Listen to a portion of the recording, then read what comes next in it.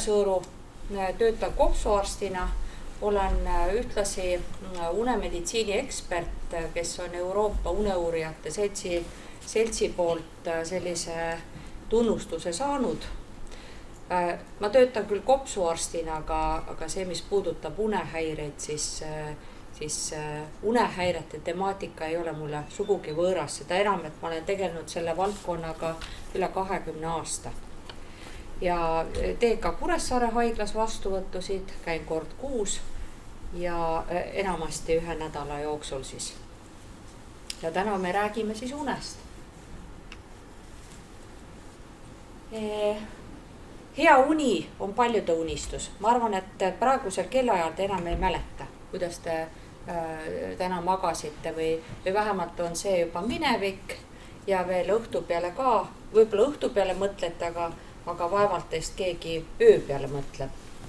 Ja hea uni on ka nii-öelda Jakobi unistus, kui ta näeb, et isegi inglike on seal pilve peal, et see on kindlasti midagi sellist, mida väga sooviks. Ja teisalt on siin üks teine Jakob, kes ilmselt seal istub või tähendab lamab ja kas ta nüüd unistab kellegist, et see dream on inglise keeles väga selline laialivalguv mõiste, ta on ühes mõttes on ta unistus, unenägu ja neid kuidagi ühendatakse. Või siis võtame Picasso maali, kus siis noorukid tehes kõva tööd lubavad endale ühe kerge uinaku lõuna ajal. See kõik on normaalne, aga mis on normaalne uni üldse, sellest me täna räägimegi ja räägime ka unehäiretest. Ja et see uneteema meile järjest rohkem nii-öelda koju kätte tuleb, selle pildi ma olen ise teinud, see oli siis Enti-pood, tahad saada äpp-miljonäriks, see tähendab nende telefonimüüjate mõttes, et siis sa pead ka hästi magama. Ja kas und võiks olla vähem või rohkem? Siin on üks kuulus telereporter Sabine Kristjansen, kes on öelnud seda, et kui lehmad magavad 4 tundi, miks mina pean rohkem aega unele kulutama, et ma saaks seda aega hoopis kasulikumat kasutada. Või siis Churchill, kes elas päris eakaks.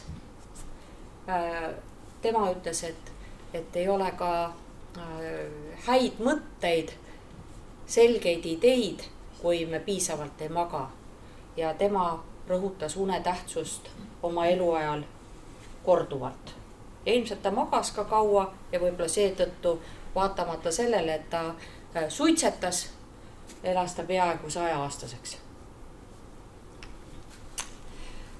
Mis see uni siis on?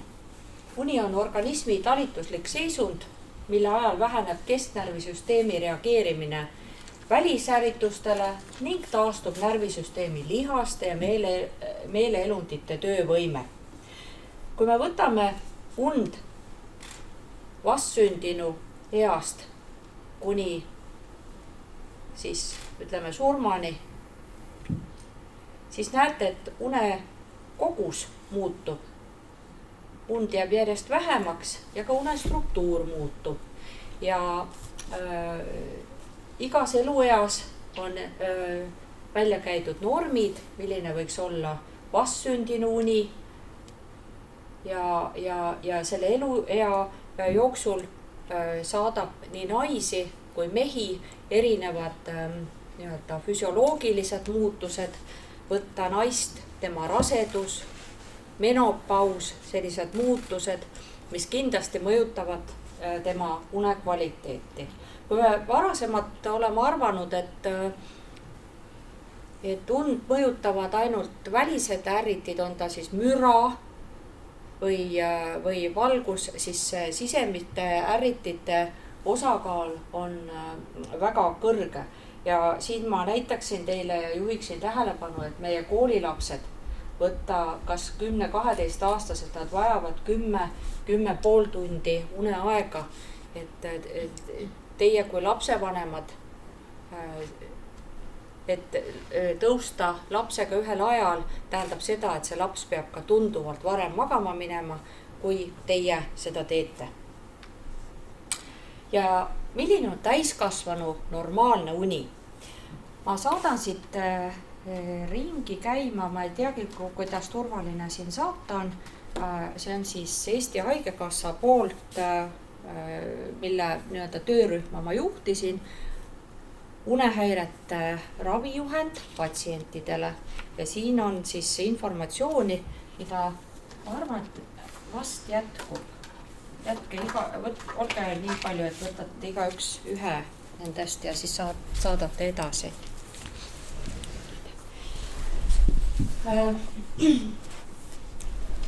Normid täiskasvanu kohta on järgmised. Uneaeg öötundidel, uneaja kestus 6,5 kuni 11 tundi. See, et inimene peab magama 7 ja 8 tundi, et see reaalselt ei pea paika. Ja kui on näiteks abikaasad, ühe uneaeg on 6,5 tundi, teisel on 9 tundi, siis ei maksa teist ka häirida oma uneteemadega. Võib-olla tema uneaja vajadus ongi nii-öelda pikem ja kui tema oma und piisavalt täis ei maga, siis ta on närviline, ta on stressis, tal on unevõlas. Magama minek ajavahemikus 9 kella 1 öösel, ärkamine ajavahemikus kella 6 kella 10, une ärkveloleku aja varieerumine kuni 3 tundi nädala jooksul, mis tähendab seda, et kui nädala sees te tõusete näiteks kell 7 ja nädalavahetusel tõusete seal enam kui 10 on ärkamise aeg, järelikult on nädala sees unetunde väheks jäänud, te olete liiga hilja näiteks magama läinud või on teie unekvaliteet olnud kehv. Magama jäämine 16 minuti jooksul. Ravijuhendis on seal kirjas, et 30 minuti jooksul sisuliselt, kui see lähete voodisse und ootama, seda ei tule ega tule, siis enamasti teemaks on päevasündmused, ärevus, need jäävad nii-öelda piinama. Ärkamisi keskmiselt 1-2 korda une jooksul. Alates 55. eluaastast päevane uinak kestusega 30 minutit on täitsa okei. Kõik ei vaja seda, kes vajavad, aga see päevase uinaku kestus ei tohiks olla ka pikem, sest muidu ta hakkab sööma ööund. Ta sõidab ööunne sisse, ööuni on pindmisem, ta on lühem, ta ei ole nii terviklik, et kui siis see silm korraks kinni, seda 30 minutit ei pea ka voodis olema. Kui ei ole vajadust, ei pea olema. Väsimus võib olla halva unekvaliteedi tunnus ja need normid ei kehti vahetustega öötööd tegeva inimese puhul ja uni on ikkagi seotud geneetikaga. Kui kellelgi suguvõsast on väga pikk unevajaduse aeg, siis tõenäoliselt ta pärilikust pidi läheb ikkagi ka edasi.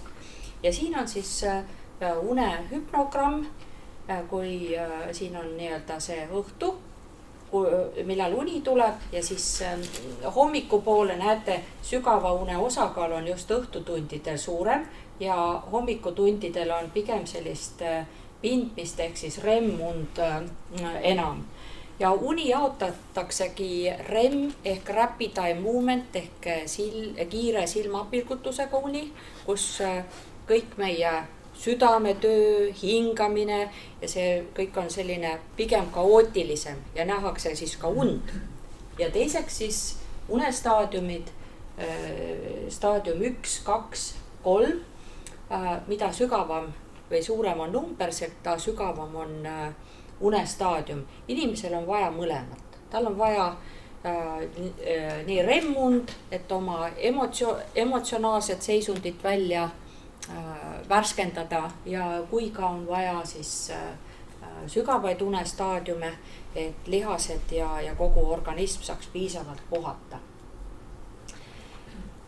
Siin on ma väga vabandan, mul mõned slaidid on inglise keeles ja ma seda originaali ei tõlkinud ära, aga näete, siin on vastsündinu. Tema on üleval, siis tema magab, see mustad alad on siin nii-öelda see uneaeg. Võtame 4-aastase lapse, tema päeval vajab, või tähendab, see on ööuni, aga tema vajab ka päeval sellist väikest lõunaõnnakut. Ja kui me võtame siis nüüd, võtame siis sellise eakama inimese, siis tema unemuster ja unevajadus on üsna sarnane 4-aastasega, mis tõttu vanaisad, nemad sobivad ka oma energiatüübilt ja selle ärkveloleku rütmi suhtes neid lapselapsi hästi hoidma.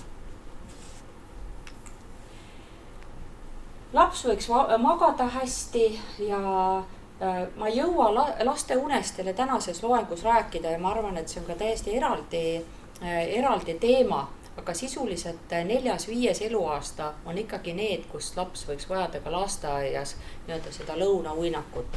Ja see on see nii-öelda see piiri, teadusuuringute põhjal on ta sellised, et see võiks olla see piir, et sealt edasi, et milline lastest vajab, milline ei vaja, aga üldiselt see on siuke 4.–5. eluaasta. Meie rütme reguleerib bioloogiline kell.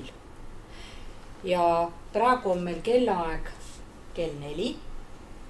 Ja mis meil kella 4 ajal siin toimub, võiks olla päris kiire reageerimisaeg või küllaltki kiire ja koordinatsioon võiks olla päris hea. Aga kui me võtame öötundidel, siis sellel ajal on kõige madalam kehatemperatuur ja näiteks kõige sügavam uneaeg on kell 2 ja kõige kõrgem näiteks testosterooni sekretsioon on just hommikutundidel ja nii edasi. Nii et seda reguleerib nii-öelda ööpäeva rütm ja ega me seda palju rikkuda ei saa. Kui me rikume, siis toimuvad meie organismis erinevad muutused, mis viivad mitmete haiguste tekkeni. Päeval on meil, õues on selline sinine valgus, see on selline sinine valgusspekter, see aitab aju üleval hoida, ei lase unel hästi tulla päeva ajal, aga ta valmistab ka päeva ajal organismi ette, koormab seda kogu meie ainevahetus, kõik protsessid toimuvad päeval aktiivselt.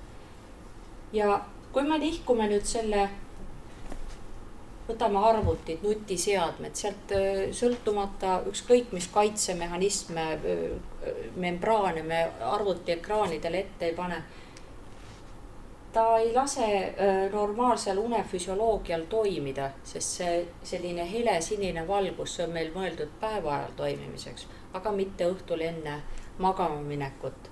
Ja mõjutab ta siis melatoniini taset meie veres.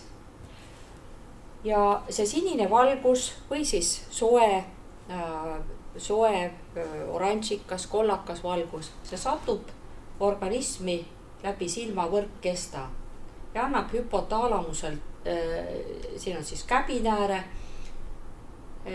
teada, kas meie keha peab valmistuma ette puhkuseks või siis ta peab olema aktiivne.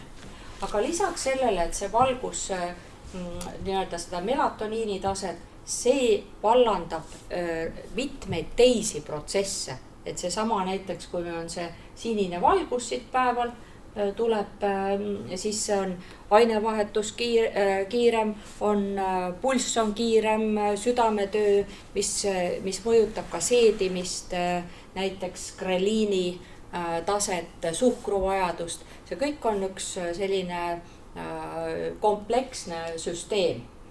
Ja siin juures oleval pildil on siis näha, et kuidas nii-öelda see on siis õhtul magama minnes, melatoniini tase tõuseb, öösel on ta kõrge, hommikuks ta langeb ja kuidas siis kortisooli tase, see, mis hoiab meid nii-öelda energias, toonuses, vot tema on just hommikul ärkamise ajaks on kortisooli tase kõrge ja selle alusel, et millal on inimesel kõige, vot siin on see kõrgem ja millal on kõige madalam temperatuur, siis selle alusel, mis vahemikus jaotatakse inimesed, kas nad on hommikutüüpi või õhtutüüpi.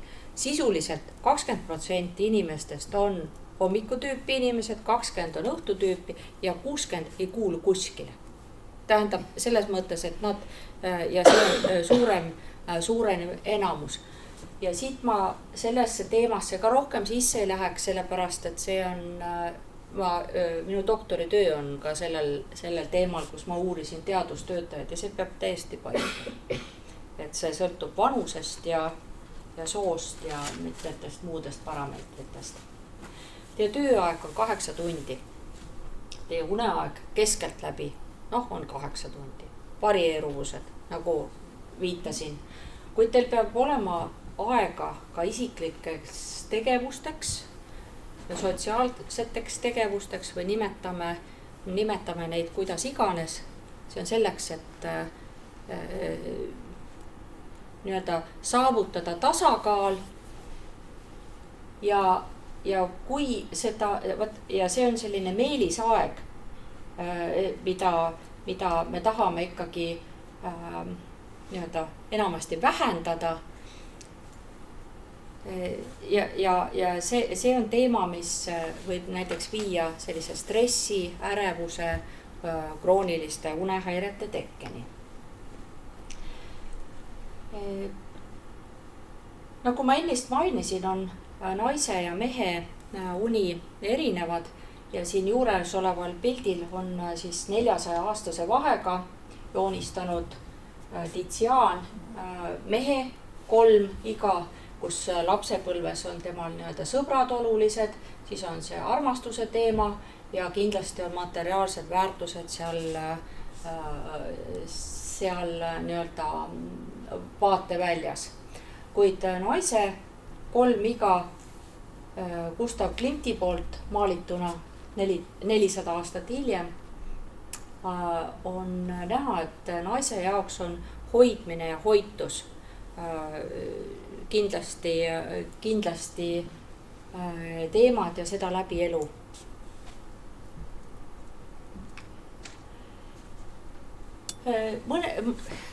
Natuke teooriast ka. Unehügieen. Need on und soodustavad käitumuslikud ja keskkonnategurid. Unenõustamine. Unehügieeni ning und soodustavate eluviisi muudatuste alane nõustamine.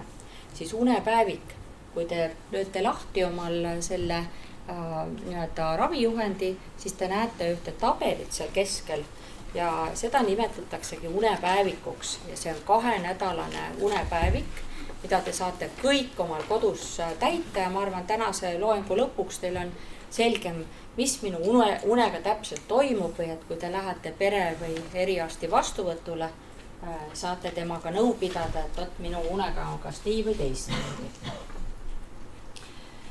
Unepäevik on sisuliselt tabel, kuhu tuleb märkida siis uinumise ja ärkamise kellaajad, voodis veedetud aeg, kasutatud ravimid, siis energiajoogid, füüsiline koormus, kuid seal on ka nutiseadmetele üks viide olemas.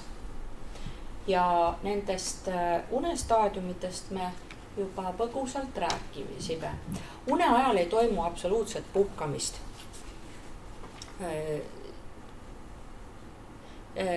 Euroopas kõneldakse nii-öelda selline sõna või lause, et tööd tegijal, und magajal, siis ida pool, seal Aasia riikides räägitakse pigem sellest, et uni on vaba hingamise aeg. Need on täiesti eraldi suhtumised ja sellel on kindlasti ka pikem tagamaa, kuid mõned ajuosad on une ajal ikkagi aktiivsemad, eriti kui nähakse unenägusid ja une tähtsusest.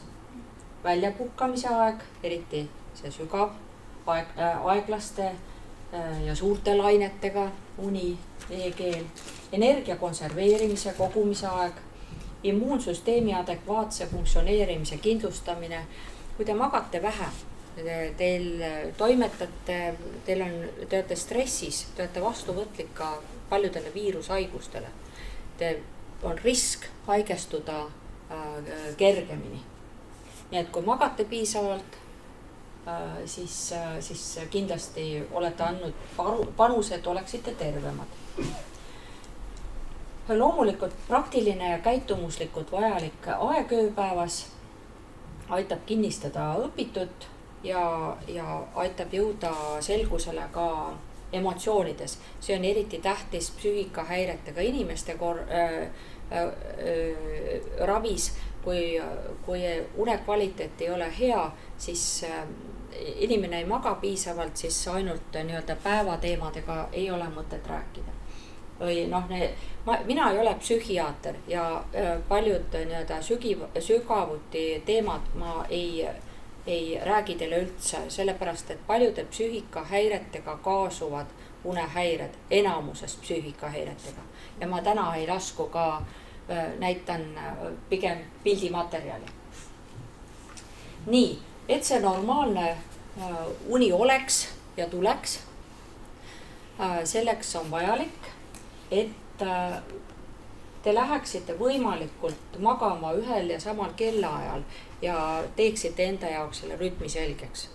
Et mis on minu jaoks magama mineku aeg ja mis on minu jaoks ärkamise aeg.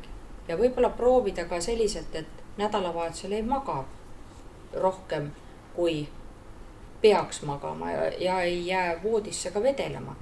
Aga milline on teie unevajadus? Veel kord saate unepäevikutest välja arvutada, 2 nädalat jutti täidate ja te saate unetunnid kokku arvutada ja saate teada, et ka seda, et kui te mis oleks teie jaoks nii-öelda mõistlik magama mineku aeg. Õige magamiskeskkond. Vaikuses ei taha mitte keegi magada, täisvaikuses. See on isegi hirmutav. Ja ka müratase on see, mis und häirib. Teatavasti, kui üks norskab, on teisel uni kohe häiritud, aga mitte ainult need teemad.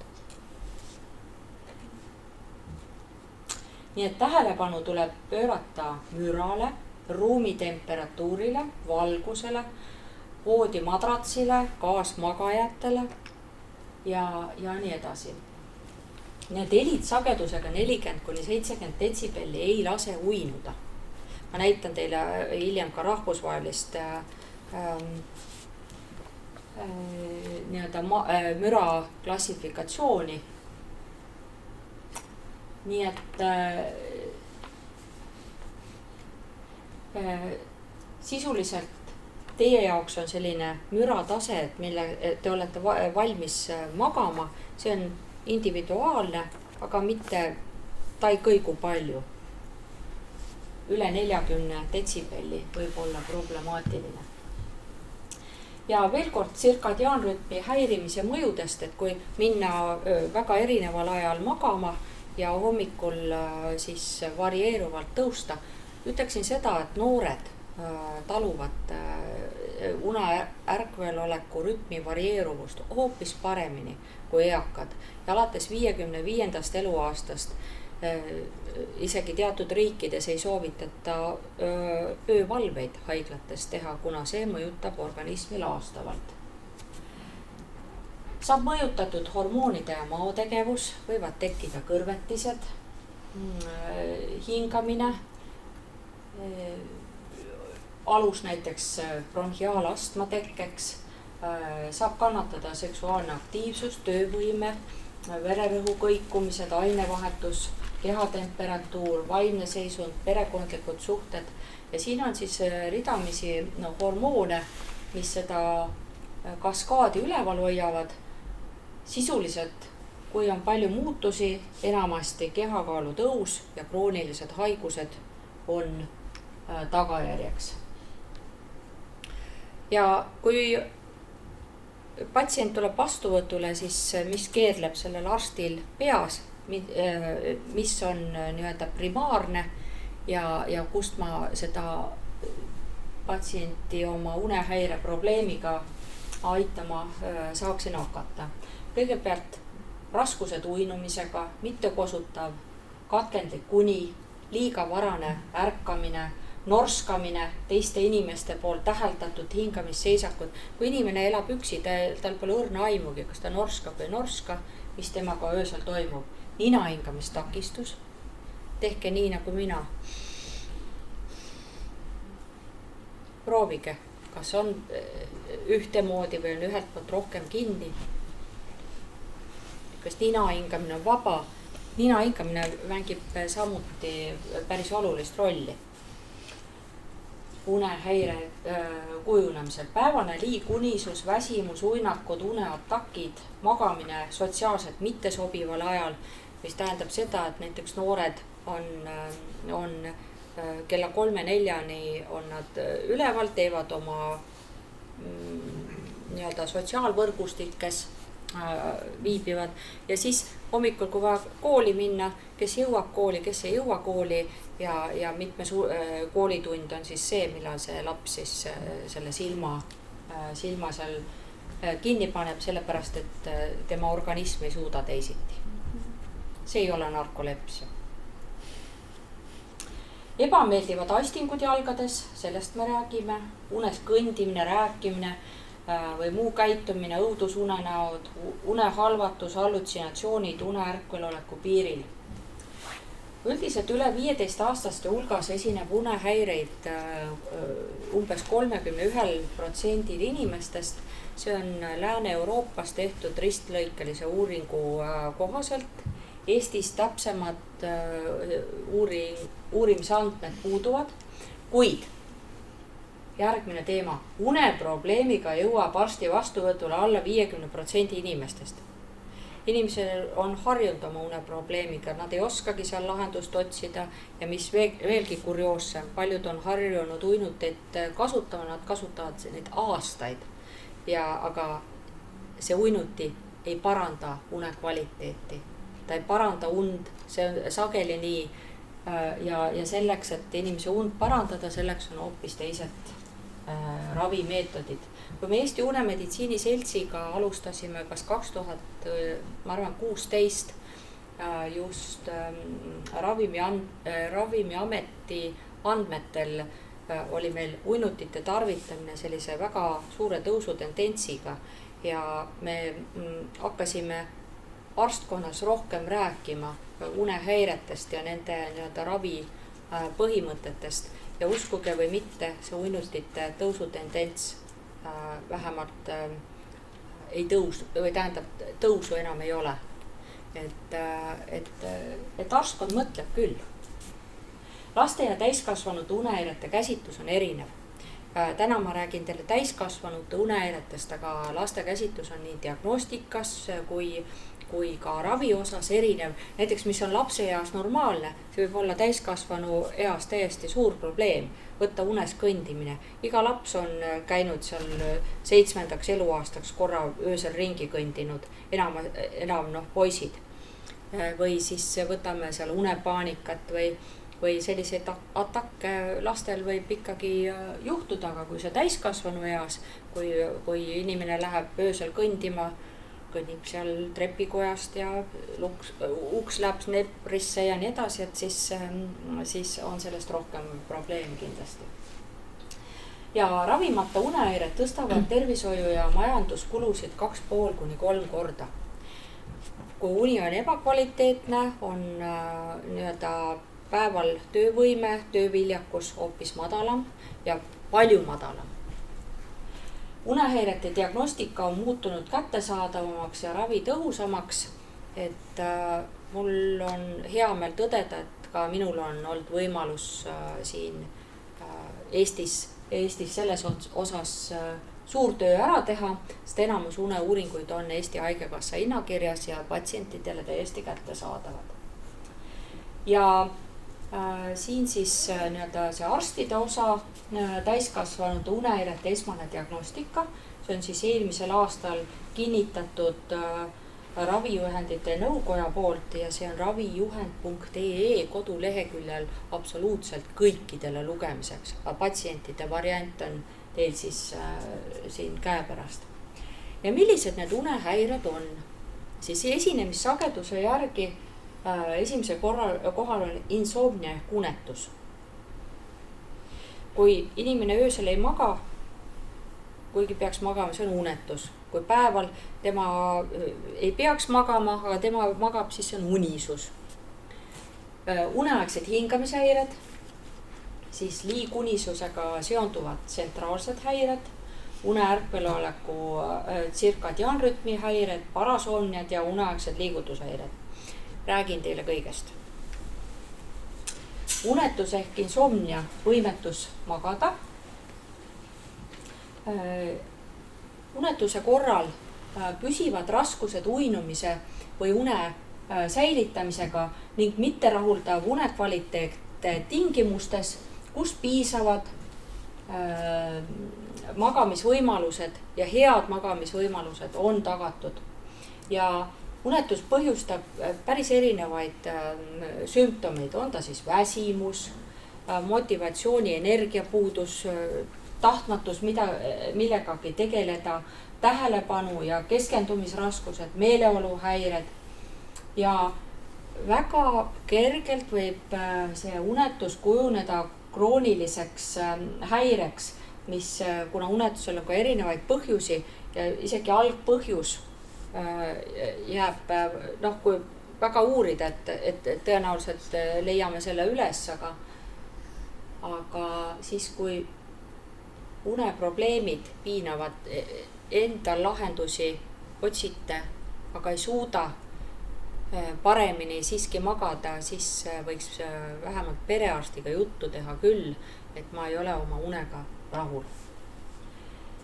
Nii, ja siin see unepäevik on nüüd natuke teistsugusel kujul, aga ma näitan see, mis on see ravijuhendite vahel, see on ikkagi läbi töötatud erinevate erialade spetsialistid, kõik nüansid läbi räägitud, miks just nii. Ja seal on näidis ja juhend, kuidas siis täita.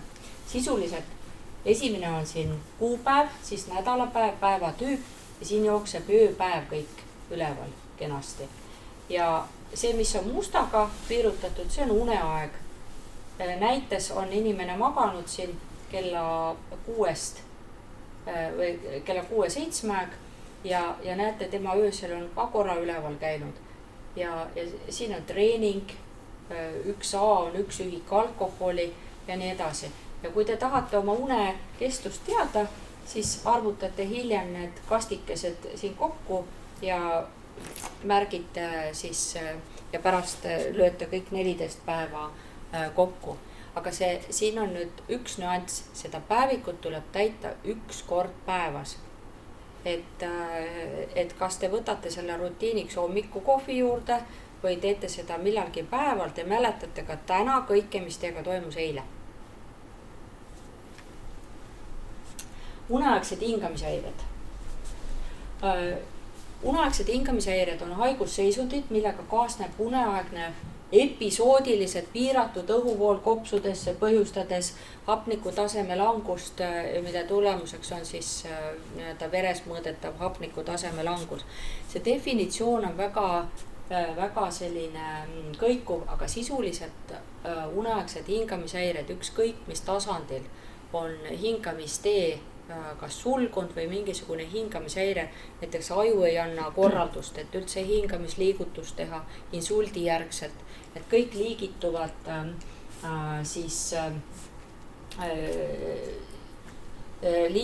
siia uneaegsete hingamishäirete alla.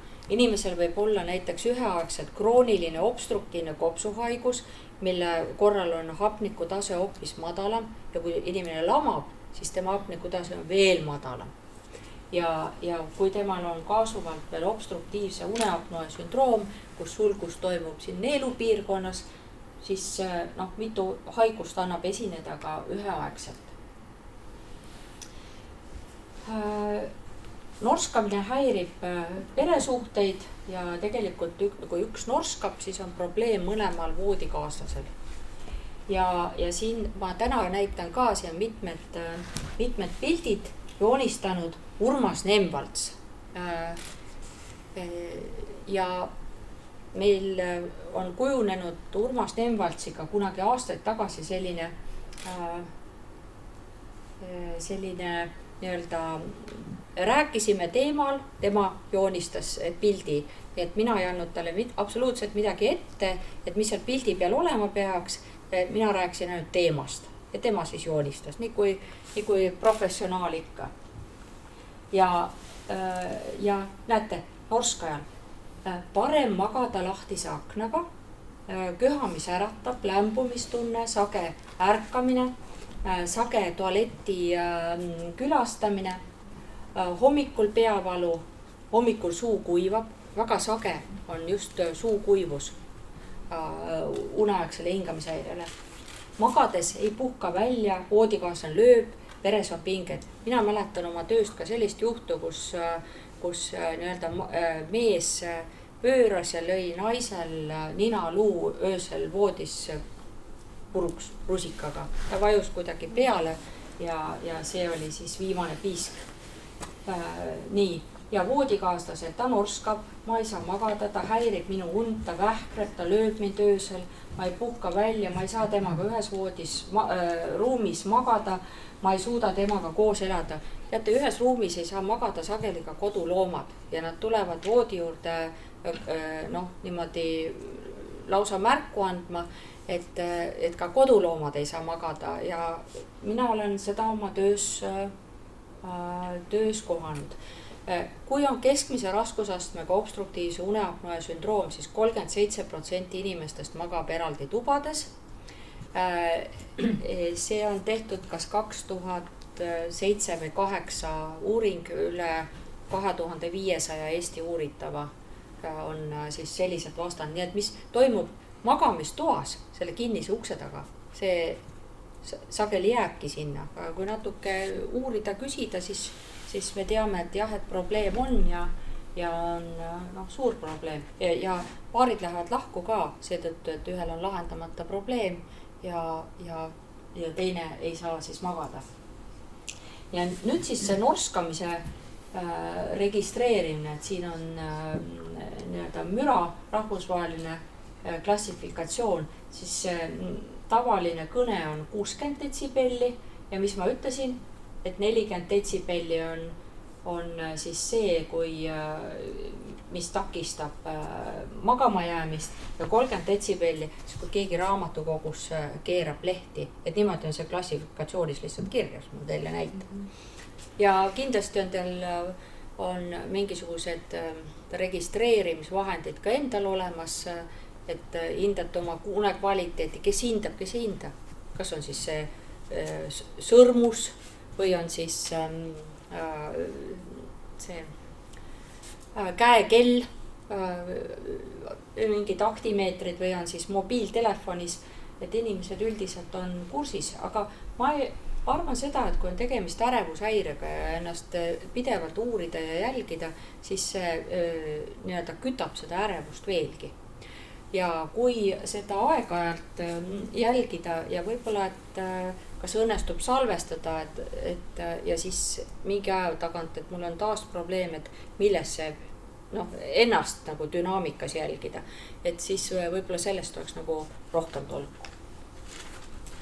Nii, kes on siis sagedasemad norskajad?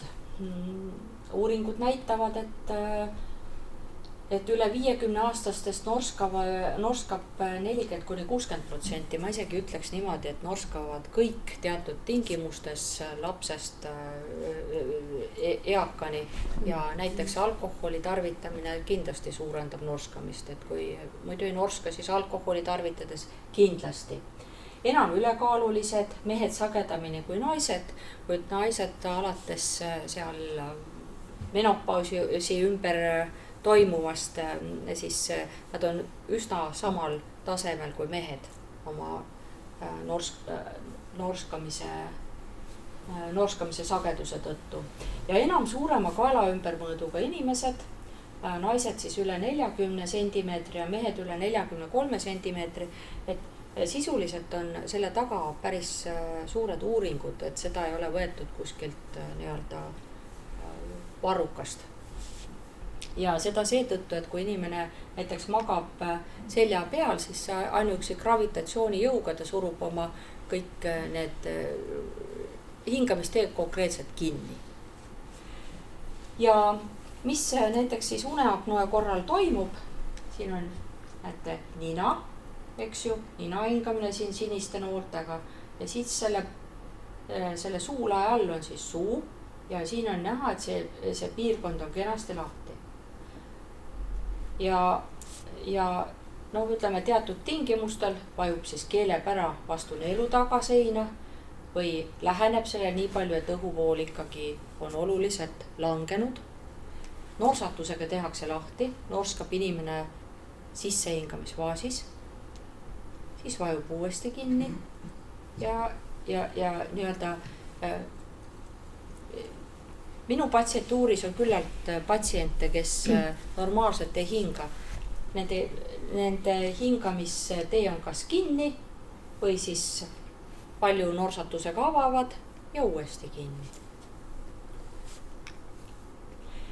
Nii, norskaja tunneb ka kaugelt ära, need on võetud siis mitte minu patsientide pildid, vaid konkreetselt siis ühest meditsiiniõpikust. Siin on 2 venda, näete, torkab kohe silma, et nendel on kehakaalu rohkem, kaela ümbermõõt on suurem, siis seal keskmisel pildil näete, siin on see silm on selline väsinud olekuga, et järelikult une kvaliteet on kehv. Aga samuti, kui inimest profiilis vaadata, siis hopsti siin, et see lõug läheb kuidagi kaelaks päris otse üle ja see lõug ei toesta kindlasti keelt piisavalt, et kui inimene magab selja peal, siis on sattumus, et tema nii-öelda keel vajub vastu neelu tagaseina. Nina hingamistakistus, näete, siin on lausa visuaalselt ninakõver. Ja miks on ninal nii suur roll uneapnoe tekkes? Kes teab nina hingamisel?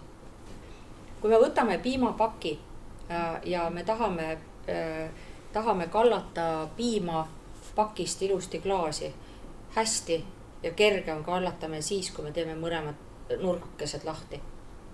Aga kui me teeme piimapakil ainult ühe nurga lahti, siis on pakk vaakumis ja piim on ka kehv kallata. Olete nõus?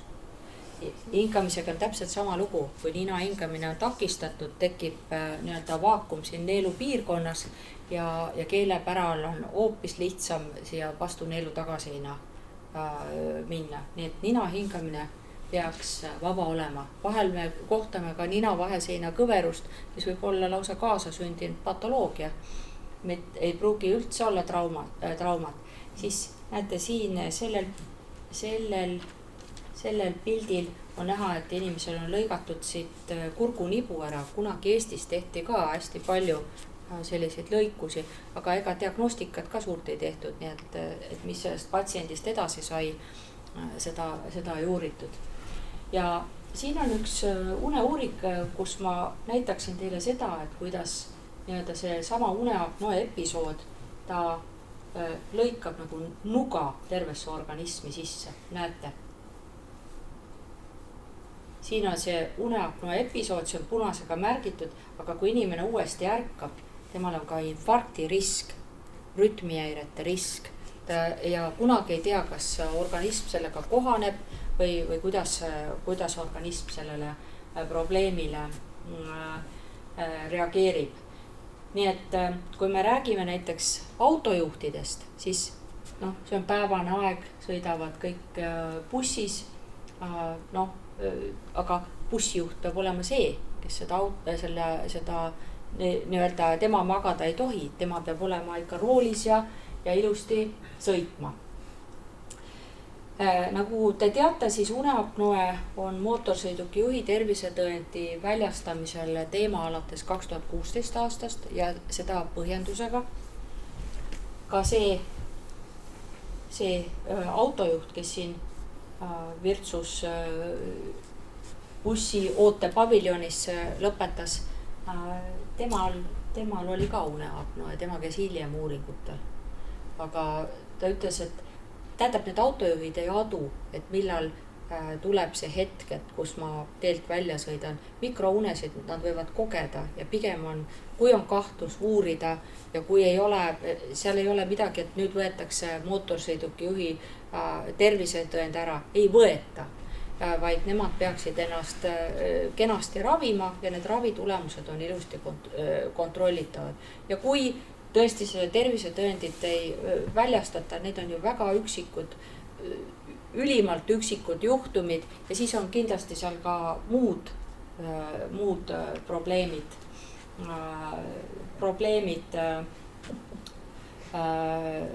kaasuvalt. Noh, ütleme, et võib-olla see on nii mõnelgi kodus tuttav pilt. Noh, õhtu peakski olema selline rahulik aeg ja kus unele ennast nii-öelda ette valmistada. Aga kui see sama pereliige, ta lihtsalt noriseb ja ta ei tee kodutöid ja see on kõik teie õlgade peal, siis on küll teema, et tal oleks energiat rohkem, kui ta oma une vastu rohkem huvi tunneks. Liigunisusest paar sõna. See 660 minutit, ma väga vabandan, see on 11 tundi. Unepikkus üle 11 tunni, seda me nimetame siis liigunisuseks ja siis summaarsed öö ja siis päeva unetunnid ka kokku lugeda. Ja ka neid inimesi on võimalik tänapäeval aidata ja seda nimetatakse hüpersomnia. Peab ainult teadma, et millised on need põhjused. Mina olen kohanud patsienti, kes magab 16 tundi ööpäevas, üks tütarlaps. Ja ta sai ravi peale, ta psühhiaatrite jälgimisel. Aga noh, minu ülesanne vahel ongi see patsient ära tunda ja siis tema nii-öelda õigetesse radadesse saata.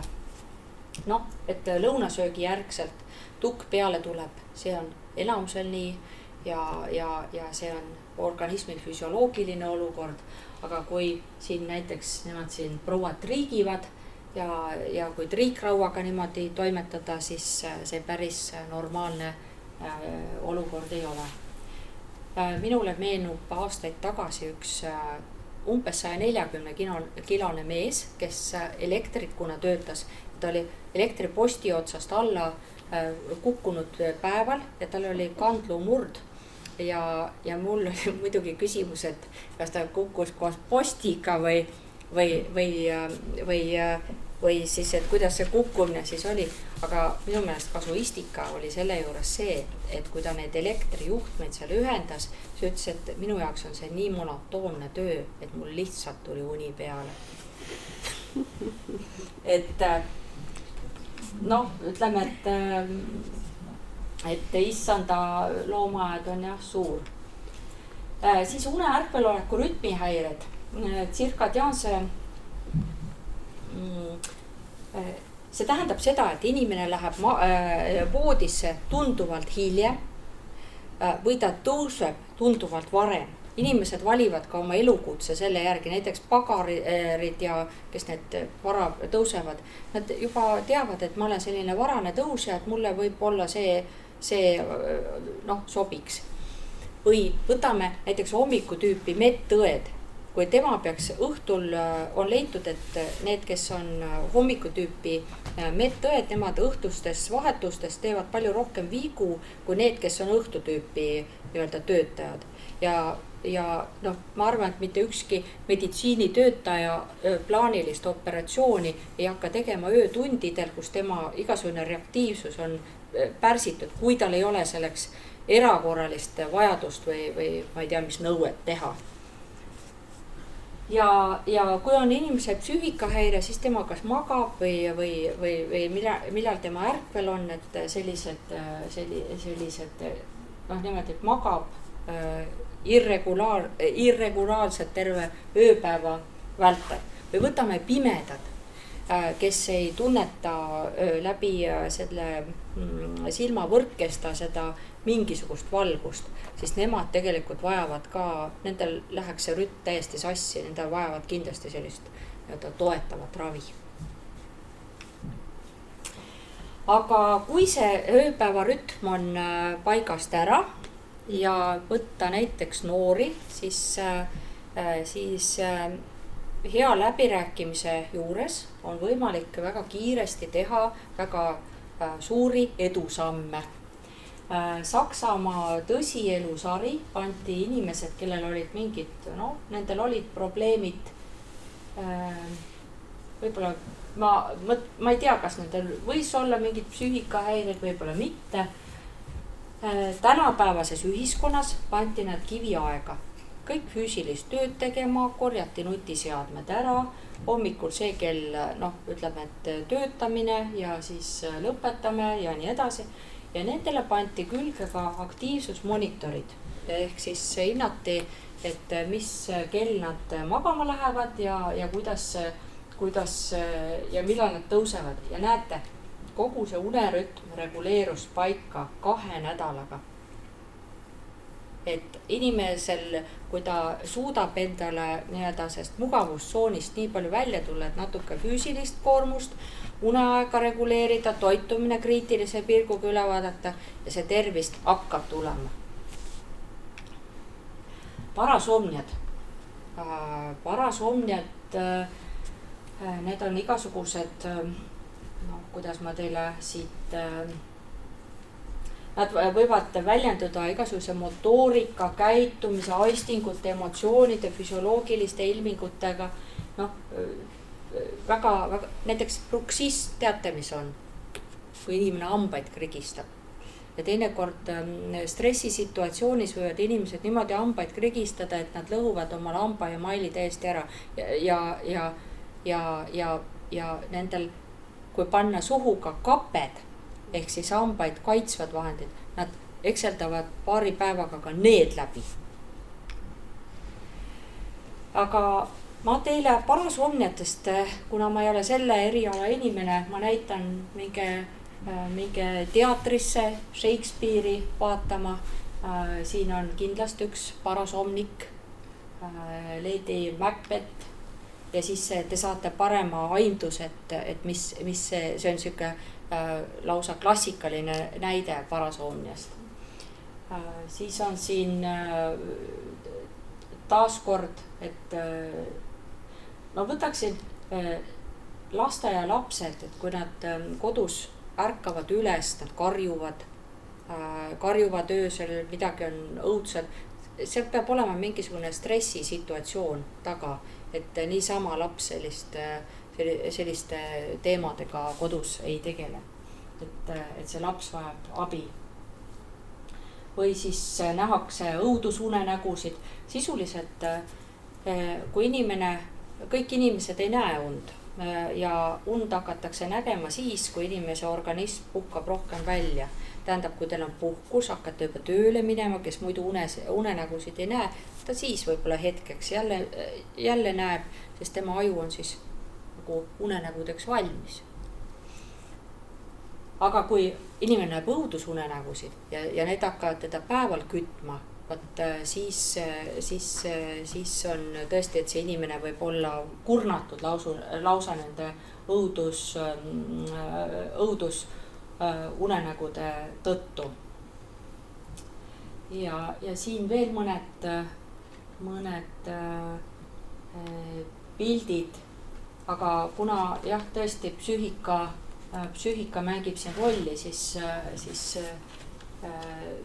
ka ravijuhendis me ütlesime, et kui on parasomnia kahtlus, siis patsient peaks pöörduma otse psühhiaatri vastuvõtule, ei mingit perearstilt ka, et perearst saaks küsida psühhiaatrilt nõu. Uneaegsetest liigutushairetest.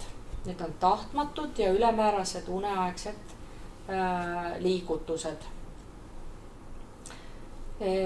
See rahutute jalgade sündroom, millest on kõneldud, see ei olegi nii väga vana sündroom ja doktor Toomas Toomsoo luges unemeditsiini konverentsil nüüd loengu, et see rahutute jalgade sündroom võib olla lausa parkinsonismi prodroom ehk nii-öelda sihuke eel või viide, et võib kujuneda Parkinsoni haigus, aga see ei ole alati nii.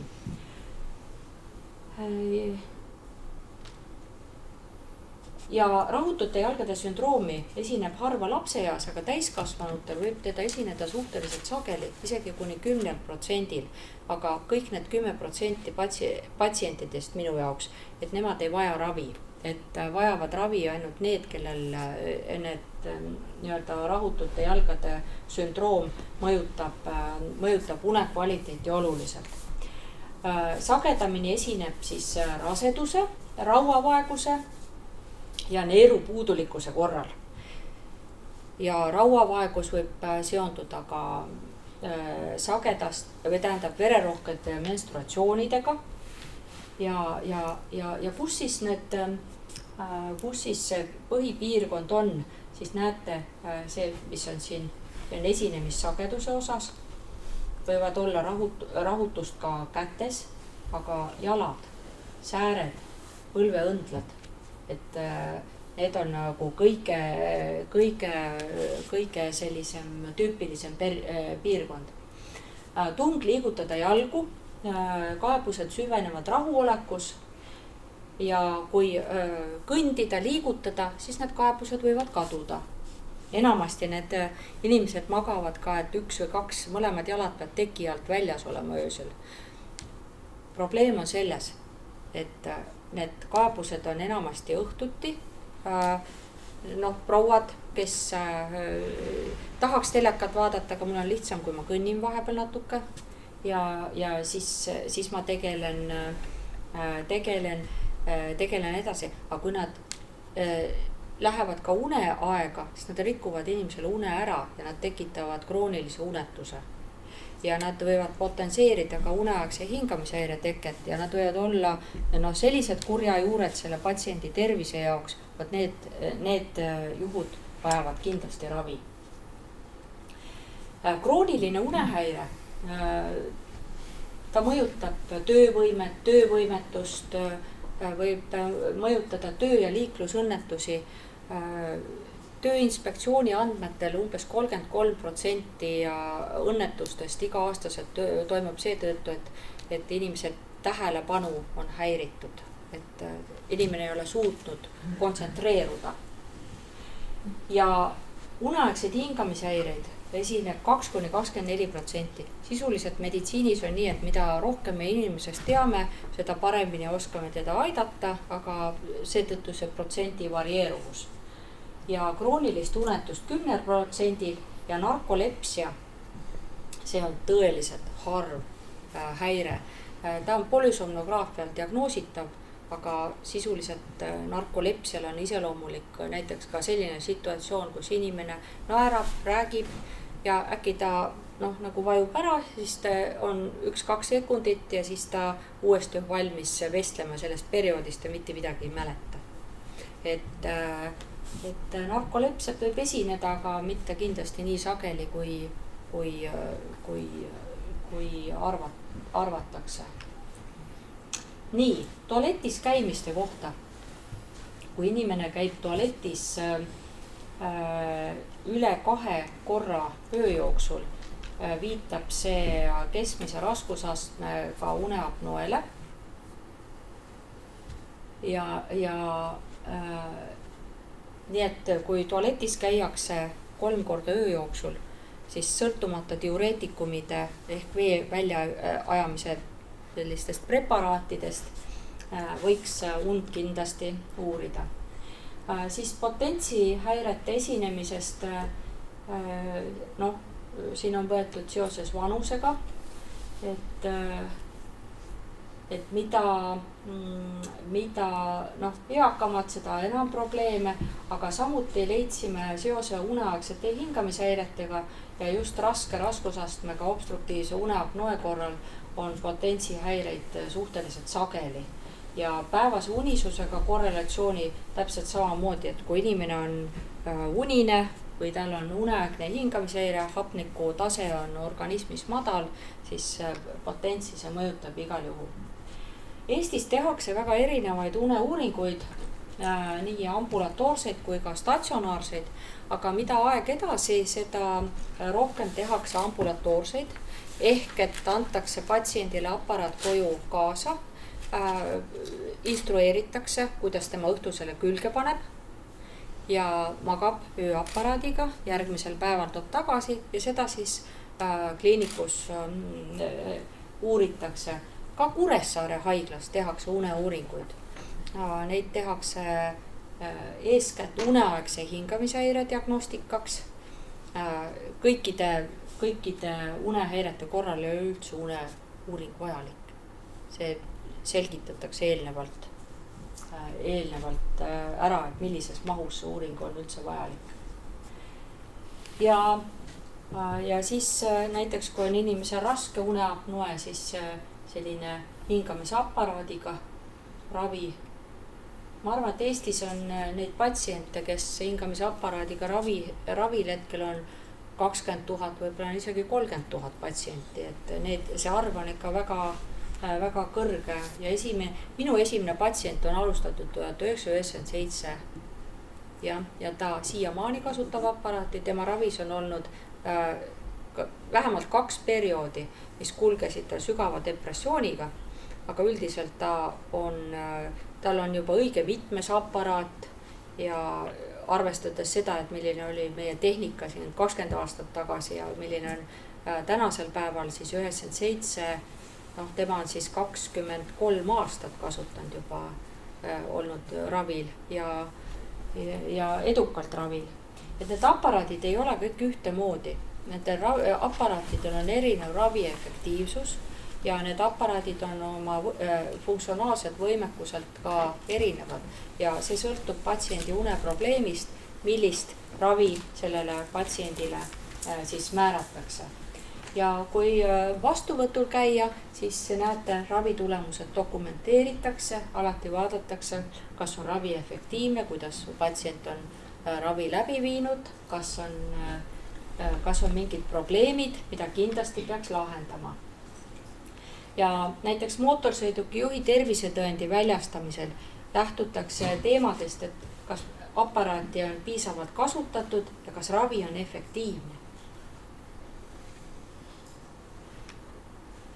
Ja võib öelda, et võib-olla see hingamisaparaat kõigile ei sobi. Ma ütleksin, et kui ei sobi, et tuleks tulla küsima, sest aeg on edasi läinud, on arstkond, õed on targemad, on uued ravivõimalused ja sellised, mida patsiendid palju paremini taluvad. Ja võib-olla on ka kujunenud mingisugune muu hingamisprobleem, nii et lahendused on tänapäeval Eestis täiesti olemas. Ja kui teil on meeles, ma rääkisin väiksest alalõuast. Tehakse ka sellist spetsiaalset kapet ehk intraoraalset uneapnoe aparaati, kus tuuakse alalõug siis ettepoole, võetakse individuaalset jäljend ja tehakse siis patsiendile individuaalselt selline seade. Tallinnas tegeleb sellega doktor Erik Lott ja paar päeva tagasi ma kuulsin, et see seade maksab 420 € patsiendile, aga see seade on ka aastateks. Siis kui see suu kipub lahti vajuma öösel, siis on olemas selline lõuafiksaator, hopsti. Nii, ja lihtsa norskamise raviks on ka sellised mikrosiitpapid olemas, kuivõrd levinud nad Eestis on, siis tegelikult mõistlik on täpne see unehäire diagnostika ära teha, sellepärast see võib osutuda mänguasjaks ja inimesel kujuneb ikkagi kõrgvererõhu tõbi ja nii edasi. Et see patsient vajab igal juhul täpsemaid uuringuid. ravides uneapnoed, siis väldite norskamist, väsimusest tingitud perekondlikku probleeme, liiklustööõnnetuste teket, kuid ka kõrgvererõhutõbe, südamelihase infarkti, rütmihäireid, ajuinfarkti ja kui hapnikutase on organismis kõrgem, siis on see võimaluseks patsiendile ka oma kehakaaluga tegeleda. Et kui me saavutame hapniku keskmise taseme, see 2-3% kõrgema mõne ravimeetodiga, uskuge mind, hapnikuga on ainevahetus parem. Vähemalt patsiendile see võimalus antakse. Patsient jõuab rohkem, töö edeneb ja räägiksin paari sõnaga teile ka öötööst. Et kõige tervislikum tööaeg on kella 5-6. Teatavasti meditsiin, politsei, tootmisprotsessid, et need on sellised kriitilised tegevused, kus seda nii-öelda öötöö on paratamatu. Ja samuti kui inimene töötab erinevatel töökohtadel ja omale üldse puhkust ei anna, siis sissetulek on üks asi, aga see, kus on see korrelatsioon, et minu tervis ka siis hea on. Et see mõjutab absoluutselt kindlasti. Ja öötööga on ka selline lugu, et kui öötööd teha, minna hommikul nii-öelda koju, siis uni kohe ei tule, uni ei saagi tulla, sellepärast et organism veel kütab oma seda öövalvega seonduvat ja inimene magab seda öövalves oldud ööd mitu järgnevat ööd veel tagasi ja kellel on nii-öelda teine öö peale öövalvet või kellel kolmas öö peale öövalvet, kuni tal ütleme, et ära stabiliseerub. Aga meditsiinis inimesed töötavad ju pidevalt vahetustega ja öövalves. Selge on ka see, et inimesed, kes teevad öötööd, nad magavad päeval 2-3 tundi vähem. Et nad ei maga ka piisavalt oma päeva ajal. Ja on leitud, et need inimesed, kes teevad öötööd, nad elavad ka sagedamini üksi ja 25% inimestest ei harju öötööga mitte kunagi. Ja nendel on ka teatud harjumused süüa võib-olla rämpstoitu, nad ei saa üheaegselt oma nii-öelda pereelus osaleda, et need inimesed on kindlasti hoopis kõrgema riski all. Alkohol kui rahusti. Jah, alkohol võtab maha päevapinged, aga ta mõjutab ka une kvaliteeti ja mõjutab selliselt, et kogu neuroregulatoorsed protsessid on aeglasemad. Ehk kui näiteks inimene, kes muidu norskab, siis alkoholi tarvitades temal võib täheldada ka hingamispause. Ja ma ei propageeriksin seda alkoholi teemat üldse enamat, kui ma ütleks, et võib-olla üks pokaal veini 2 tundi enne magamaminekut terve täiskasvanuga ei pruugi midagi teha, aga see ei pruugi ka nii olla. Heaks uneks on nii-öelda väga erinevaid võimalusi, kaasa arvatud see, et kuidas omal patja valida, kuidas madratsit valida, kui sageli voodipesu pesta, kas voodipesu triikida, kuid ninakinnisust võivad põhjustada ka näiteks kodutolmulestad või kes elavad kõigil nii-öelda voodites ja oma eritiste suhtes ollakse või see kodutolmulesta eritiste suhtes ollakse allergiline ja see on põhjus, miks nina kinni läheb. Madrats tolmuimejaga puhtaks, voodipesu vahetada 2 nädala tagant, pesta 90 kraadi, triikida ja vajadusel siis rohud otsa. Kas unehäirega inimesel on valikuid? Et jah, kindlasti on ja arst saab olla siin nõuandja ja ravisoovitaja. Ja siin on siis nii-öelda Eestis unemeditsiini keskused. Ma ise olen jätkuvalt Eesti Unemeditsiini seltsi juhatuses ja ka Eesti Uneliidu juhatuses. võite üles kirjutada omal uneliit.ee, sinna ilmub, sealt te saate väga palju infot unehäirete kohta, mis teil täna meelte võib-olla tahate üle lugeda ja sinna saavad üles ka elektroonilised küsimustikud, mis arvutavad automaatskoori erinevate unehäirete kohta. Selle teemaga läheb natukene veel aega. Nii, siin on siis Eesti Haigekassa rahastus erinevatele uneuuringutele, et need võimalused arstidel on ikkagi loodud, et kui arst sooviks teile uuringut teha, siis temal on võimalik uurida. Ja kuidas norskamist peatada? Paar slaidi on veel.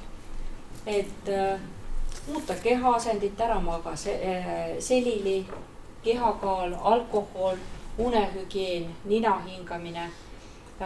Norskamisele on enam kasu madalamast padjast, sest siis on need hingamisteed vähem nii-öelda keerdus ja hingamine on igal juhul vabam. Tarbi piisavat vedelikku, kuid ka mitte liiga palju. Ei pea klaasi teed või tassi teed, võib ka pool tassi õhtuti juua. Ja hea une 10 käsku.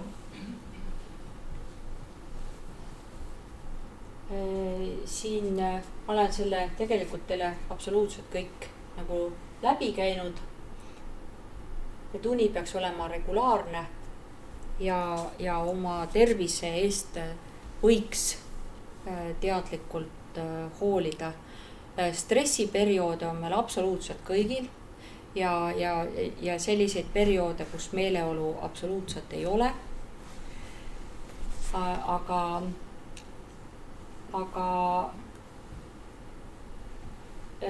et seda terviklikkust säilitada, siis nii hästi, kui see võimalik on, mõelge oma puhkuse peale ja need 2 esimest pilti on minu kabinetis ka Tallinnas olemas. Kadi Kurema tööd, näevad und ja puhub. No kopsuarstina ma tegelen uneaegsete hingamishäiretega. Aitäh!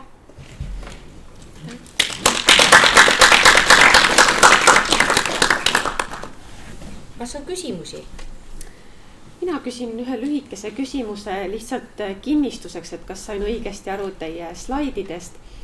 Et mul on kodus 1,5-aastane laps, kes öösiti ärkab rohkem kui seal 2-3 korda ja ka minu uni on väga kerge ja mina ärkan ka tänu sellele tihedamini üles. Ja ma saan aru, et kui ma puhkan temaga koos päeval ehk siis tukastan, siis see läheb minu öisele unele nii-öelda otsa ja kui ma saan selle oma 7-8 tundi kokku nii öö kui päevase uinakuga ja tunnen ennast välja puhanuna, siis sellest justkui võiks piisata või ikkagi seal taustal tiksub või võiks tiksuda väike unevõlg? Teil tiksub taustal unevõlg ja ööuni peaks olema terviklik, nii et tähendab need unestaadiumid ja kõik see väljapuhkamine, lihased ja emotsioonid, see saab olla sellise tervikliku une nii-öelda perioodil. Aga lapsega see on teie jaoks selline periood hetkel, et see tuleb üle elada. Aitäh!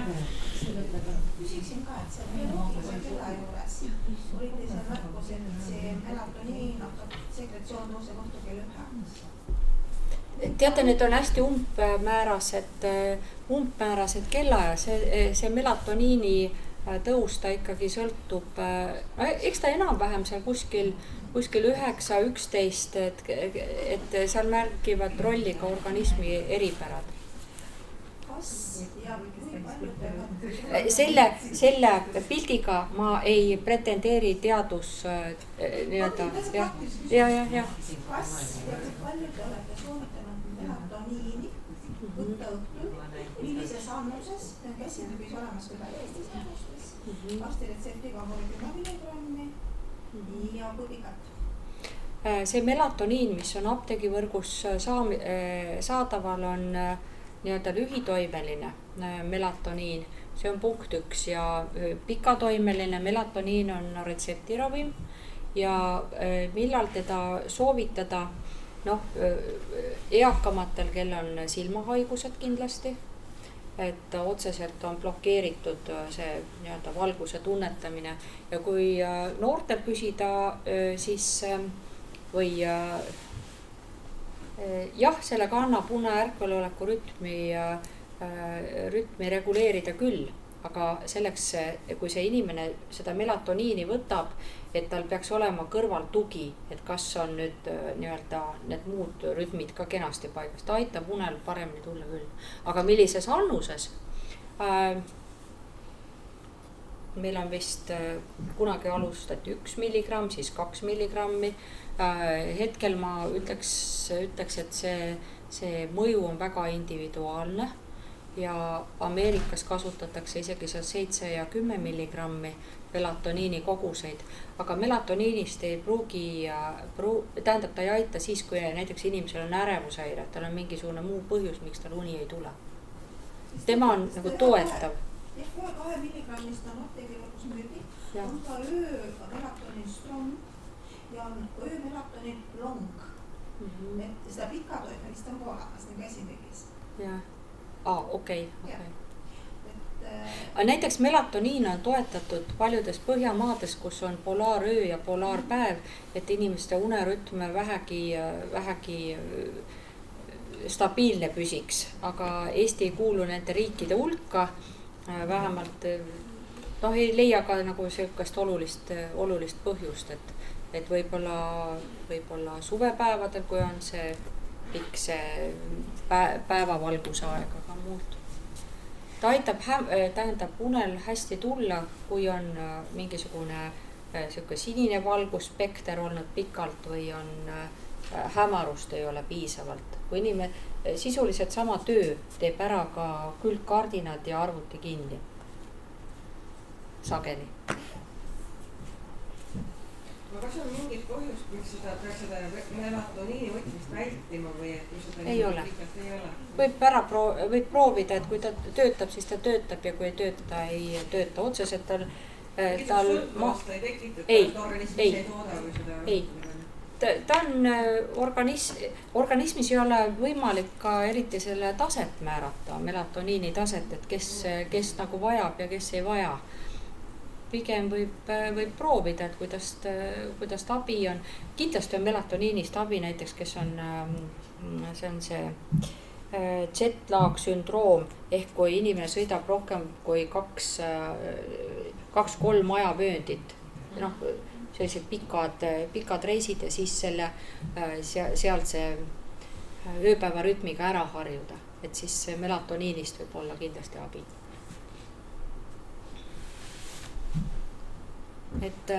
Ja melatoniin on väga suurtes kogustes on maksatoksiline, tal ei ole selliseid otseselt nagu selliseid kõrvaltoimeid ka. Missugust unerohtu te soovitate, kui muidu ei saa enam? Mina ei soovita teile ühtegi unerohtu, tuleks kõigepealt aru saada, et millise unehäirega on tegemist. Ja ütleme, et eakamatel võib olla ka teemaks, et neid päevasündmusi ja võib-olla see une kvaliteet ei olegi nii hea. Ma olen aru saanud, kõige parem hoin see, et ära lihtsalt üldse mabasis. Ja teisalt ma ei ütle ka seda, et unerohtusid üldse tarvitama ei peaks ja vahel on nii-öelda need Z-ravimid inimese jaoks väga vajalikud ravimid ja seda teemat saate kindlasti perearstiga rääkida.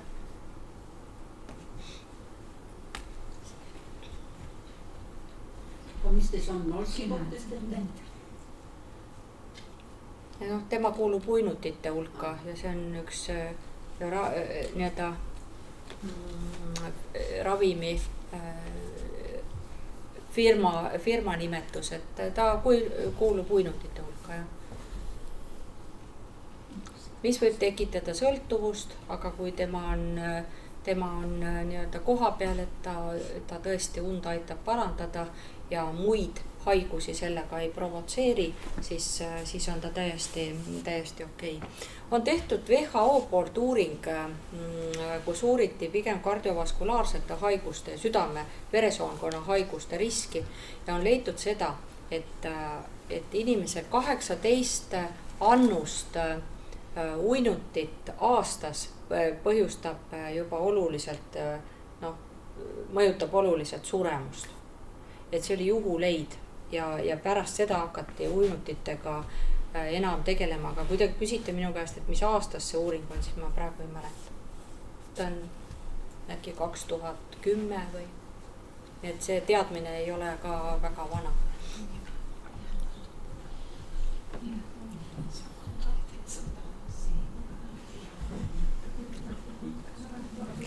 Aga aitäh teile! Aitäh!